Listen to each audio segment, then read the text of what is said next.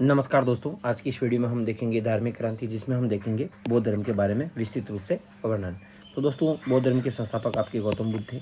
बचपन का नाम इनका सिद्धार्थ था। जन्म स्थान आपके नेपाल के लुम्बिनी में आपके 563 ईसा पूर्व में हुआ था। माता का नाम महामाया था, मौसी का नाम था प्रजापति गौतमी, और महामाया के निधन के बाद इन्होंने इनका लालन पालन किया था।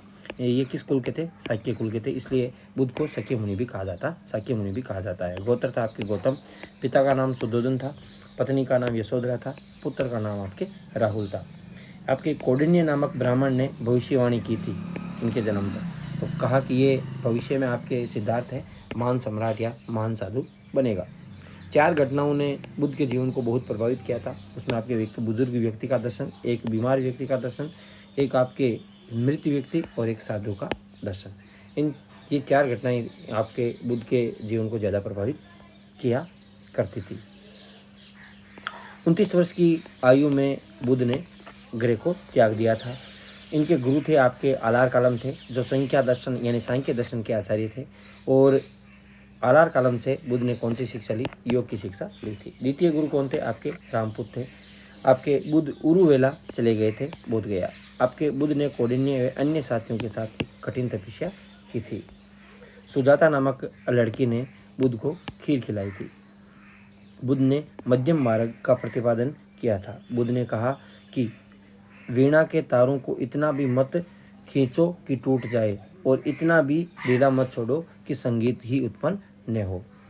35 वर्ष की अवस्था में बोध गया में निरंजना नदी के तट पर पीपल वृक्ष के नीचे बुद्ध को ज्ञान की प्राप्ति हुई। बुद्ध को ज्ञान की प्राप्ति कहाँ पे हुई? निरंजना नदी के तट पे बोध गया में पीपल वृक्ष के नीचे। बुद्ध है आपके शाक्य मुनि और गौतम बुद्ध के रूप में प्रसिद्ध हुए थे। बुद्ध ने सारनाथ में संघ की स्थापना की थी, और सारनाथ में प्रथम उपदेश कौंडिन्य और उनके साथियों को दिया था।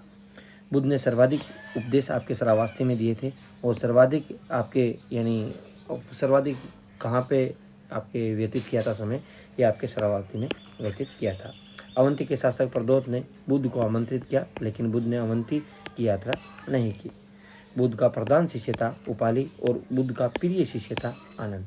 आनंद और उपाली कौन थे? बुद्ध के शिष्य थे। प्रधान शिष्य उपाली था और प्रिय शिष्य आनंद था। आपके आनंद के कहने पे बुद्ध ने महिलाओं को संघ में प्रवेश दिया। अब दोस्तों, क्वेश्चन पूछा जाता है कि किसके कहने पे बुद्ध ने महिलाओं को संघ में प्रवेश देना शुरू कर दिया? तो आपके प्रिय शिष्य आनंद के कहने पे। बुद्ध की मृत्यु के पश्चात आनंद को आपके मोक्ष की प्राप्ति हुई, यानी निर्वाण की प्राप्ति हुई। वैशाली की प्रसिद्ध नगरवध आम्रपाली बुद्ध की शिष्या बन गई। 80 वर्ष की अवस्था में कुशीनगर में भगवान बुद्ध की मृत्यु हो गई। कहाँ पे? कुशीनगर में। भगवान बुद्ध के प्रतीक और घटनाएं। तो दोस्तों, हाथी यानी सफ़ेद हाथी है, वो भगवान बुद्ध के गर्भस्थ होने का प्रतीक है। सांड या कमल आपके जन्म का प्रतीक है। घोड़ा आपके गृह त्याग, 29 वर्ष की आयु में जो गृह त्याग किया था। और निरंजना नदी के तट पर जो ज्ञान प्राप्त हुआ, पीपल वृक्ष के बोधि वृक्ष है, वो आपके ज्ञान प्राप्ति का है। पच्चीन आपके निर्वाण का प्रतीक है। स्तूप आपकी मृत्यु का प्रतीक है। महाविनिष्क्रमण, यह आपके 29 वर्ष की आयु में भगवान बुद्ध ने गृह त्याग की जो घटना हुई थी, उसे महाविनिष्क्रमण कहा जाता है। संबोधि क्या है? तो दोस्तों, संबोधि है 35 वर्ष की अवस्था में गौतम बुद्ध को बोध गया में निरंजना नदी जो पीपल वृक्ष का है उसके नीचे जो ज्ञान की प्राप्ति, उसे संबोधि नाम दिया गया। धर्मचक्र पर ज्ञान की प्राप्ति के पश्चात भगवान बुद्ध ने सारनाथ में कौंडिन्य एवं उनके साथियों को प्रथम उपदेश दिया था, उसे धर्मचक्र परिवर्तन के रूप में जाना जाता है। महापरिनिर्वाण, 80 वर्ष की अवस्था में कुशीनगर में भगवान बुद्ध की मृत्यु हुई, और सालवन में आपकी हिण्यवती नदी के तट पर यह मृत्यु हुई थी। सालवन हिण्य नदी के तट पर उसे जो शरीर का देह त्याग हुआ था, उसे महापरिनिर्वाण कहा गया। भगवान बुद्ध की 4 शिक्षाएं। 4 आर्य सत्य थे, जिन्हें आपके दुख है, दुख का कारण है, दुख के कारण का निवारण भी है, दुख निवारण का मार्ग है। प्रत्यत समुत्पाद, भगवान बुद्ध ने दूसरे आर्य सत्य के तहत इसका प्रतिपादन किया था, यानी दुख कारण के समय आपके प्रत्यत समुत्पाद का आपके प्रतिपादन किया था। आपके प्रत्यत समुत्पाद क्या है? तो ये बौद्ध धर्म का कार्य कारण या कारणता सिद्धांत है। भगवान बुद्ध ने दुखों का कारण अज्ञान, अविद्या और तृष्णा को बताया है। इसे आपके 12 निदान चक्र भी कहा जाता है। जो प्रत्यत समुत्पाद है उसे आपके 12 निदान चक्र भी कहा जाता है। अष्टांगिक मार्ग है। भगवान बुद्ध ने चौथे सत्य के तहत, यानी दुख कारण है, यानी जो था दुख निवारण का मार्ग है। इस समय आपके अष्टांगिक मार्ग की रचना की थी। और बुद्ध के अनुसार यदि इनका पालन किया जाए तो व्यक्ति का अज्ञान है वो समाप्त हो जाता है। सम्यक दृष्टि, सम्यक संकल्प, सम्यक वाक, कर्मांत, आजीव, व्यायाम, स्मृति और समाधि, ये आपके अष्टांगिक मार्ग थे। क्षणिकवाद या अनित्यवाद है आपके, ये बौद्ध दर्शन का तत्व आपके मीमांसी या मीमांसा सिद्धांत है। भगवान बुद्ध के अनुसार इस जगत की सभी वस्तुओं का अस्तित्व है आपके क्षण भंगुर, यानी क्षण भर के लिए है, यानी क्षण भर में उसके बाद में नष्ट हो जाती है, इसलिए क्षणिकवाद। इन वस्तुओं के गुण भी क्षणिक होते हैं, यानी जैसी वस्तु खत्म होती है उसके साथ गुण भी समाप्त। ये जगत अनित्य और परिवर्तनशील है, ये बात आपके क्षणिकवाद सिद्धांत के अनुसार इन्होंने कही थी। अनात्मवाद है, भगवान बुद्ध नित्य आत्मा को स्वीकार नहीं करते। बुद्ध के अनुसार विज्ञान यानी विचार का प्रवाह ही आत्मा है, ये विज्ञान अनित्य और क्षणिक होते हैं। प्रत्येक विज्ञान मरने से पूर्व नए विज्ञान को जन्म देता है, विज्ञानों का पुनर्जन्म हो जाता है। निर्वाण, तो दोस्तों निर्वाण है आपके, निर्वाण का शाब्दिक अर्थ है दीपक का बुझ जाना। निर्वाण है बौद्ध धर्म का अंतिम लक्ष्य है। भगवान बुद्ध ने निर्वाण, यानी पूछा जा सकता है बौद्ध धर्म का अंतिम लक्ष्य, तो दोस्तों निर्वाण। भगवान बुद्ध ईश्वर, परमात्मा, निर्वाण जैसे प्रश्नों का उत्तर नहीं देते थे और मुस्कुराकर दिया करते थे। बौद्ध धर्म अनिश्वरवादी है। बौद्ध धर्म कर्मफलवादी सिद्धांत और पुनर्जन्म को मानता है। भगवान बुद्ध अज्ञेयवादी नहीं थे। अब दोस्तों सबसे ज़्यादा क्वेश्चन है बौद्ध संगतियों से पूछा जाता है, जिसमें आपके प्रथम बौद्ध संगति आपकी 483 BC में हुई थी। अजातशत्रु शासक थे और आपके सप्तकर्णी गुफा यानी राजगृह में हुई थी। महाकश्यप इसके आपके अध्यक्ष थे इस संगति के। 383 100 वर्ष बाद में होती है। तो कालाशोक आपके शासक थे, वैशाली में होती है। और आपके साब कमीर आपके इसमें क्या थे, आपके अध्यक्ष थे। 251 BC अशोक के शासनकाल में पाटलिपुत्र में मोगलीपुत्री से आपके अध्यक्ष बनते हैं। प्रथम शताब्दी कनिष्क कुंडलवन कश्मीर में होती है और वसुमित्र के अध्यक्ष और उपाध्यक्ष आपके अश्वघोष बनाए जाते हैं। प्रथम संगति आपके सुत्त पिटक की रचना हुई थी। रचना का अर्थ है आपके आनंद।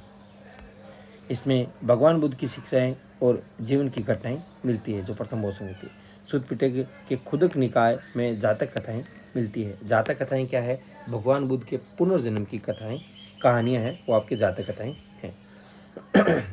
विनय पिटक की रचना आपके उपाली ने की थी और इसमें संघ के साधुओं के नियम और आचार विचार मिलते हैं। जो विनय पिटक है, विनय यानी नियम, जो साधुओं के नियम और आचार विचार हैं वो इसमें मिलते हैं।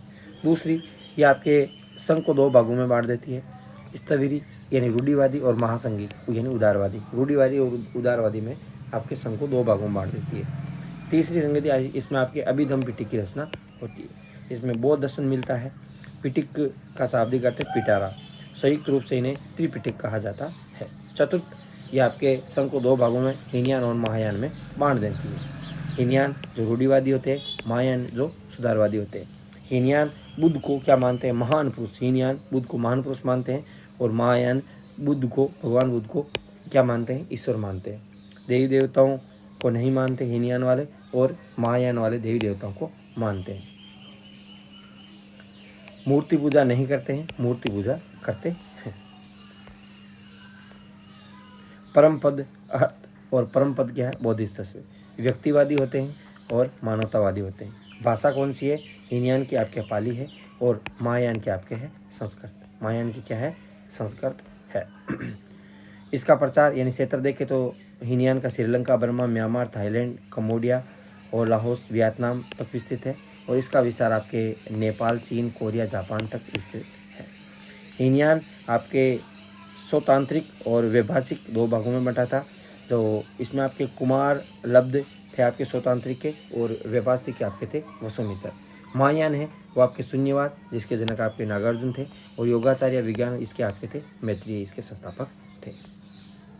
नागार्जुन ने परम तत्व की व्याख्या की और उसे शून्य बताया, अर्थात इसकी व्याख्या नहीं की जा सकती, यह आपके नागार्जुन ने बताया था।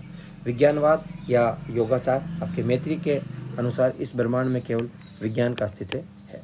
मैत्रेय यानी भविष्य का बुद्ध भी इन्हें कहा जाता है। कालांतर में शंकराचार्य ने ब्रह्म को निर्गुण और निराकार बताया था, इसलिए शंकराचार्य को परछन बुद्ध यानी हिडन बुद्धा भी कहा जाता है। नागार्जुन को सापेक्षता सिद्धांत यानी जो आइंस्टीन ने दिया था सापेक्षता सिद्धांत, और इसलिए जो सापेक्ष सिद्धांत दिया था इसी कारण जो आपके भारत का आइंस्टीन ने दिया था ये सिद्धांत, इसलिए भारत का आइंस्टीन नागार्जुन को कहा जाता है। पुस्तक आपके माध्यमिका कार्यकारिणी की पुस्तक है नागार्जुन की।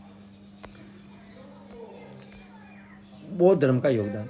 भगवान बुद्ध ने एक सरल और आडंबर विहीन धर्म दिया था। भगवान बुद्ध ने धार्मिक आडंबरों, कर्मकांड, अंधविश्वास, सामाजिक असमानता, वर्ण व्यवस्था का विरोध किया था। बुद्ध ने नैतिक नियमों पर अत्यधिक बल दिया था, जैसे सत्य है, अहिंसा है। बुद्ध ने पंचशील सिद्धांत का भी प्रतिपादन किया था। आपके झूठ नहीं बोलना, चोरी नहीं करना, अस्ति यानी चोरी नहीं करना, हिंसा नहीं करना, अहिंसा, और नशा नहीं करना और व्यभिचारी नहीं करना। भगवान बुद्ध ने मध्यम मार्ग का प्रतिपादन किया जो अत्यंत ही व्यवहारिक है। स्थापत्य कला में योगदान। भगवान बुद्ध ने स्थापत्य कला में भी महत्वपूर्ण योगदान दिया है, जिसमें आपके चैत्य, जिसे पूजागर भी कहा जाता है, जो आपके कार्ले और अजंता में कार्ले चैत्य महाभारत यानी कार्ले चैत्य है, वो भारत में सबसे बड़ा आपके रोकट चैत्य है यानी पूजागर है। विहार, आपके विहार जो निवास स्थान बौद्ध गया में और सारनाथ। स्तूप आपके धमेक और सांची का स्तूप जो धमेक है ये आपकी स्तूप प्रसिद्ध है। मूर्तिकला में देखें तो गांधार, मथुरा, अमरावती मूर्तिकला शैलियों में भगवान बुद्ध से संबंधित कई मूर्तियाँ मिली है। आपके चित्र जिसमें अजंता, एलोरा और बाघ की गुफाओं में बौद्ध धर्म से संबंधित चित्र मिलते हैं। तक्षशिला और नालंदा विश्वविद्यालय विकसित हुए जो शिक्षा के बड़े केंद्र थे। बौद्ध धर्म की शिक्षा प्राप्त करने के लिए आपके फाहियान और हेनसांग जो चीनी यात्री थे ये आए थे। इनके यात्रा वृत्तांतों में भारत की ऐतिहासिक जानकारी मिलती है। बौद्ध धर्म के कारण भारतीय संस्कृति का प्रचार प्रसार विदेशों में भी हुआ। भगवान बुद्ध ने आर्थिक सुधार और ब्याज का समर्थन किया। भगवान बुद्ध ने आर्थिक गतिविधियों से प्रतिबंध हटा दिए थे बौद्ध धर्म के पतन के कारण। एक तो आपके संघ का अनेक शाखाओं में बढ़ जाना, आपसी फूट, और बौद्ध संघ धन का केंद्र बन गया जिससे संतों के जीवन का नैतिक पतन हुआ था। कालांतर में बौद्ध धर्म में आपके काल चक्रायन और वज्रयान जैसी शाखाओं का उद्भव हुआ जो चरमपंथी थे। ये अतिवादी शाखाएं थी जो जादू टोने टोटके, मांस, मदिरा, मैथुन में विश्वास करते थे। बौद्ध धर्म में हिंदू कुप्रथाएं थी, उनको अपना लिया था। बौद्ध धर्म यानी ब्राह्मणों ने अपने धर्म में सुधारवादी आंदोलन चलाए थे। आपके कुमारिल भट्ट और शंकराचार्य ने बौद्ध भिक्षुओं को शास्त्र में पराजित किया था। कालांतर में सामंतों का उदय हुआ। सामंत अहिंसा जैसी नीतियों को नहीं मानते थे। राजकीय संरक्षण का अभाव यानी बौद्ध धर्म को ज़्यादा राजकीय संरक्षण नहीं मिला था, इसलिए इनका भी पतन हुआ था। तुर्क आक्रमण के कारण भी बौद्ध धर्म को ठेस पहुंची थी और तुर्क सेनापति कुतुबुद्दीन खिलजी ने नालंदा और विक्रमादित्य विश्वविद्यालयों को जलाकर नष्ट कर दिया। और बौद्ध त्रिरत्न थे आपके बुद्ध, धम्म और संघ। बुद्ध को आपके ऊपर बुद्ध, धम्म का आपका सिद्धांत और संघ का मतलब आदेश। वीडियो अच्छा लगा तो वीडियो को लाइक एंड शेयर जरूर करें। Thanks for watching us. जय हिंद, जय भारत। कोई गलती हो तो आप कमेंट बॉक्स में बताइए कि सर यहाँ पे गलती है। मैं भी आपके जैसे पढ़ने वाला हूँ, और ये वीडियो आपको अच्छा लगा हो तो लाइक एंड शेयर जरूर करना।